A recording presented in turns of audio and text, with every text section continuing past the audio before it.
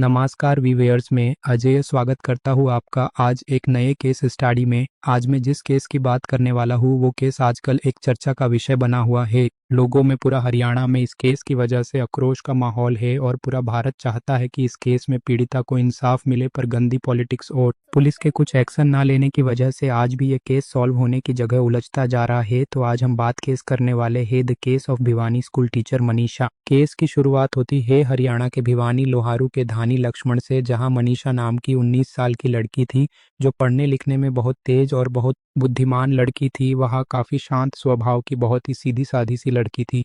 उसका एक ही सपना था कि वह नर्सिंग करे और ये बात उसने अपने परिवार से भी बताई थी, पर वह खुद भी जानती थी कि वह एक गांव के एक छोटे मिडिल क्लास फैमिली से बिलोंग करती, तो नर्सिंग के लिए पैसे जुटाने के लिए उनके परिवार को काफी परेशानी आएगी। इसीलिए वह खुद भी गांव में ही एक पास के ही छोटे से प्राइवेट किड्स प्ले स्कूल में तीसरी कक्षा के बच्चों को पढ़ाती थी, जहां से उसे 6,000 रुपये महीना ही बस मिला करते थे। पर वह खुश थी और चाहती थी कि वह अपना नर्सिंग का पेंशन फॉलो कर ही लेगी, धीरे धीरे स्कूल में पढ़ाते हुए भी। पर यह खुशी अभी ज्यादा समय तक नहीं रहने वाली थी। इसी बीच उसने अपनी 12वीं कक्षा पास कर आगे की पढ़ाई करने की अपने परिवार को कही। आखिर परिवार को अपनी बच्ची पर पूरा भरोसा था, तो वह उसे आगे की पढ़ाई करने के राजी हो गए। पर इसी बीच आया 11 अगस्त का वो दिन जो मनीषा और उसकी फैमिली के लिए काल बन गया। 11 अगस्त को वह अपने परिवार को बताकर गई कि बीएससी नर्सिंग के फॉर्म जमा हो रहे और वह फॉर्म जमा करने जा रही है। तो उसने अपने पिता से कहा कि हो सकता है मैं आने में थोड़ी लेट हो जाऊं, क्योंकि वह बोली कि मुझे कोर्स के बारे में भी पता करना होगा और वहां पर स्टूडेंट की भीड़ की वजह से मैं लेट भी हो सकती हूँ। पर परिवार उसकी बात समझा और उसे छोड़ने चल दिए। उसके पिता बस में जाते तो वह हर पिता की तरह समझते हुए कहते हैं कि बेटा हो सके तो जल्द ही टाइम से आ जाना। और ये बोलकर मनीषा बोलती है ठीक है, और वह उसे बस में बैठाकर अपने काम पर निकल जाता है और मनीषा आईडीएल कॉलेज को निकल जाती है अपना एडमिशन के फॉर्म लेने। पर उसके बाद जो हुआ वो अभी तक एक रहस्य जैसा है और पुलिस और आईडीएल कॉलेज के स्टाफ की मिली भगत ने इस केस को और ज्यादा उलझा दिया है। तो दोपहर की निकली मनीषा को शाम हो चुकी थी, पर उसका कोई आता पता नहीं था। आखिर 7:26 पर मनीषा के पिता के पास उसका कॉल आता है, पर थोड़ा बिजी होने के कारण वो उसे नहीं उठा पाते। मात्र 1 मिनट के करीब बाद जब वह अपनी बेटी को कॉल करते हैं तो फोन बंद बताता है मनीषा का। अब उसके पिता को एक अजीब सी चिंता सताने लगती है और वो जब आईडीएल कॉलेज पहुंचे पता करने की उनकी बेटी मनीषा अब तक घर क्यों नहीं आई। जब वह कॉलेज पहुंचे तो उन्होंने देखा कि बाहर जो 3 स्टाफ थे उनमें से 2 ने शराब पी हुई थी, एक ने जिसने नहीं पी हुई थी। मनीषा के पिता ने पूछा कि मेरी बेटी मनीषा यहाँ आई थी, आप बता सकते हैं कि वो कब निकली यहाँ से? तो स्टाफ वाले ने कहा कि मनीषा नाम की कोई लड़की यहाँ पर नहीं आई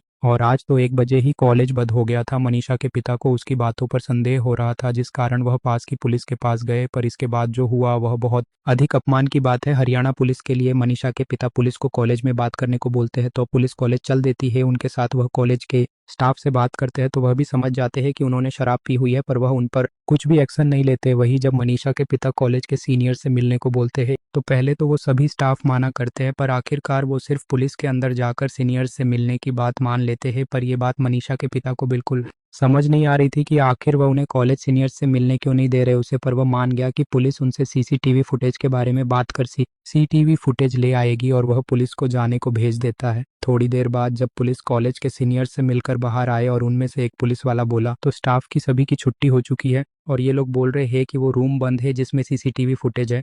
तो ये बोल रहे हैं कि कल आकर आप देख लेना। फुटेज हो उन लोगों पर जरा भी सख्ती नहीं दिखाई, बल्कि जब मनीषा के पिता ने स्टाफ से थोड़ी सख्ती से बात की तो पुलिस के दरोगा ने कहा आप टेंशन मत लो, कल आकर तो हम ये फुटेज देख ही लेंगे। वैसे भी आपकी लड़की भाग गई होगी, कहीं 2 दिन बाद वापस आ जाएगी, वो भी शादी के कार्ड के साथ। वैसे ऐसा पुलिस वाले अक्सर उन परिवार वालों को बोल देते हैं जब कोई मिडिल क्लास या लोअर क्लास परिवार जब भी पुलिस से कोई मदद की उम्मीद करते हैं तो वह अक्सर ऐसा कुछ बोल इस सोच के साथ क्या है ये देश के लोग की सुरक्षा करेंगे। शायद ऐसे पुलिस वालों के इनके अपने घर की बहन बेटियों के बारे में भी इनकी ऐसी ही सोच होगी।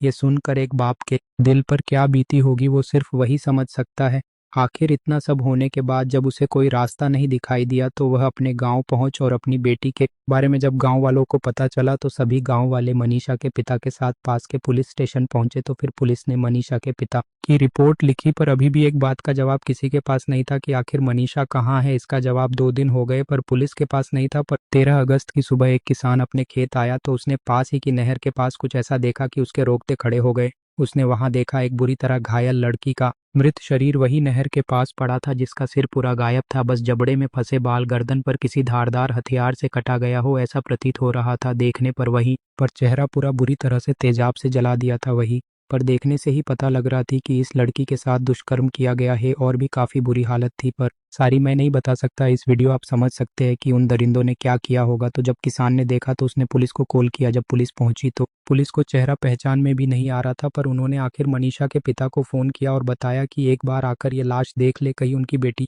मनीषा की तो नहीं है। पूरे घर में सन्नाटा छा गया, पर हिम्मत करके मनीषा के पिता वहां पहुंच लाश देखते ही वह पहचान गए कि ये डेड बॉडी मनीषा की है। एक पिता के लिए ये पल कितना दर्द देने वाला रहा होगा, पर इसके बाद अब एक पिता की एक आखिरी उम्मीद यही थी सरकार से कि वह उसकी बेटी को इंसाफ दिला पाए। पर यह सरकार और प्रशासन तो ऐसा लग रहा जैसे उल्टा वह इस जुर्म के गुनाहगारों को बचाने में ही लगे हुए है। जैसे ही मनीषा की मौत की खबर दूसरे गांवों में फैली, दूसरे गांवों से भी लोग आ गए एक बाप और उसकी बेटी को इंसाफ दिलाने के लिए। अभी तक इस वारदात को हुए 7 दिन से ज्यादा हो गए, पर पुलिस के हाथों अभी तक कुछ नहीं लगा। यहाँ तक कि प्रशासन ने फिर वही अपनी गंदी पॉलिटिक्स चालू कर दी कि लड़की ने खुद अपनी जान ली, पर इस बात में जरा भी सच्चाई नजर नहीं आ रहा। वहीं पर सरकार ने भी इस घटना पर जो एक्शन लिया वो कमाल है। आरोपियों को पकड़ने की जगह सरकार ने भिवानी में इंटरनेट की सुविधा अभी के लिए बंद कर दी है, जिससे ज्यादा लोगों तक ये केस ना पहुंच पाए। सुनने में ये भी आ रहा है कि जिसने मनीषा के साथ ये सब किया वो एक पॉलिटिकल पार्टी एन के मिनिस्टर के रिश्तेदारी में कुछ